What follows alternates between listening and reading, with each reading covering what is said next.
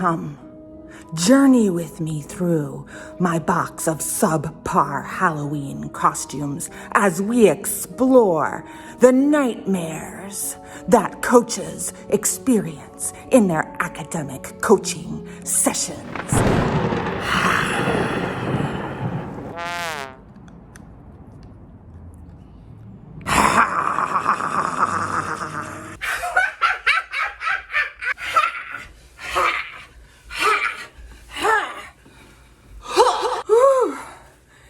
Wore me out doing that kicking. So I really don't like Halloween, but the rest of the culture loves Halloween. And so I have this box where I put things that people give me or that I find on sale at Walgreens after Thanksgiving, and I put them in a box. You all are gonna get a tour of that box. And this dress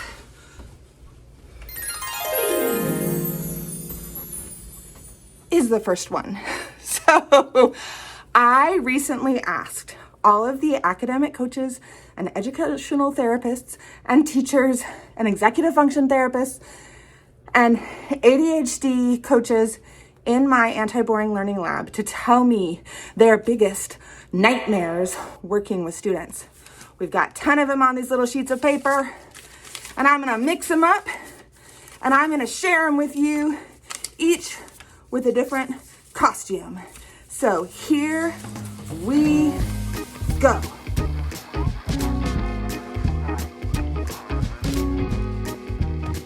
Oh my God, I'm so utterly ridiculous. Alrighty, here's the first one. A number of coaches in my community said that it is indeed a coaching nightmare when parents and students only want to focus on academics. Oh yeah, this is good.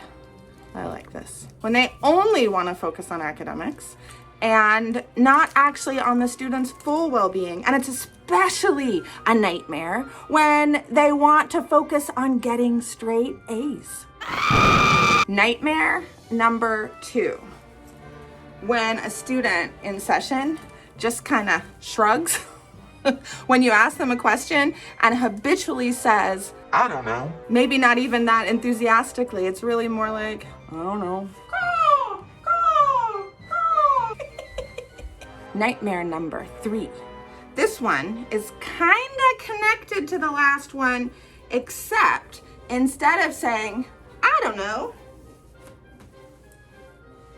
the student says, everything's fine, everything's fine, everything's always fine.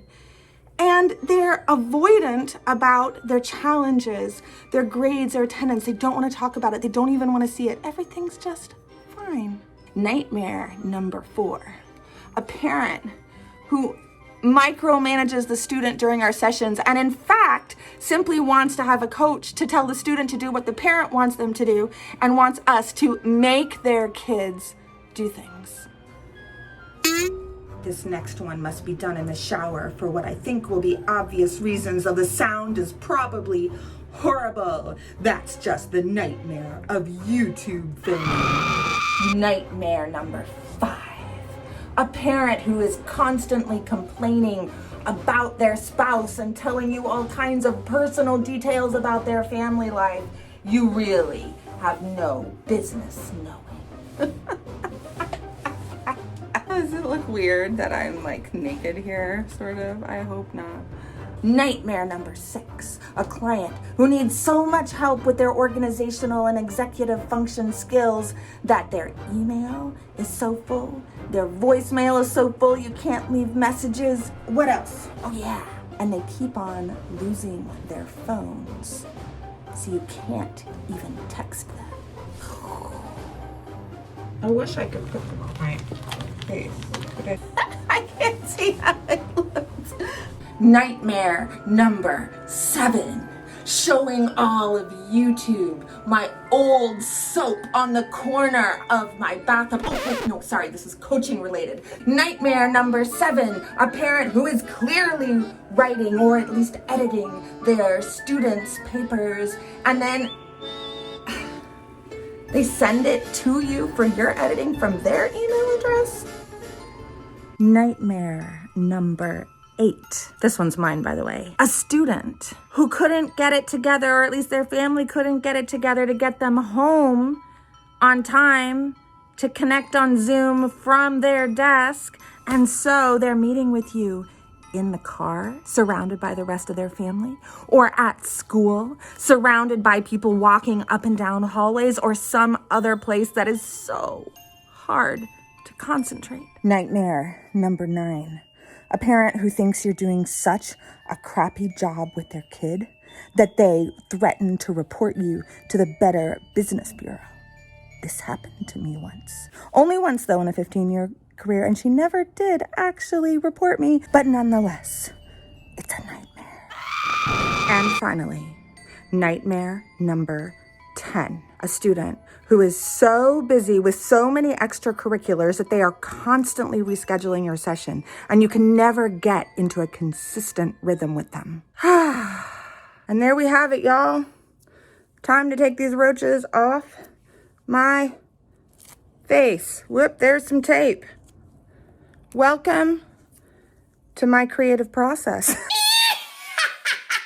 I have felt absolutely ridiculous making this video, but I hope it was fun for you. And I want to actually end this video today wearing these lovely horns. Text me below in the comments if you know where these horns are from, to talk a little bit about self-care as an educator. Because I am aware, or at least I was aware when I was reading through all of these nightmares, that some of you might hear them and think, well, isn't that your job as an academic coach or an executive function coach? Isn't it your job to have a super disorganized kid who doesn't have any messages left in their voicemail box and loses their phone all the time? Isn't that your job to help them find organization? And I want to say, on the one hand, yes, it absolutely is our job. And so many of the things that I mentioned as nightmares are actually our job as academic coaches to help families sort through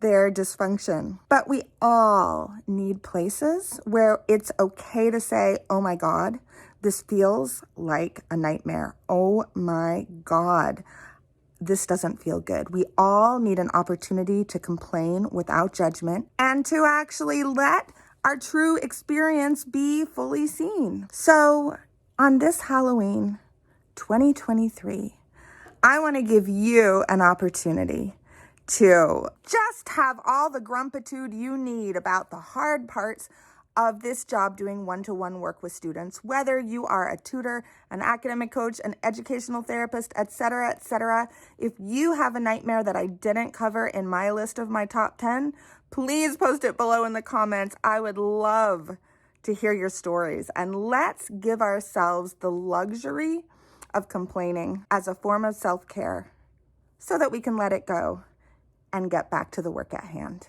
Happy Halloween, y'all.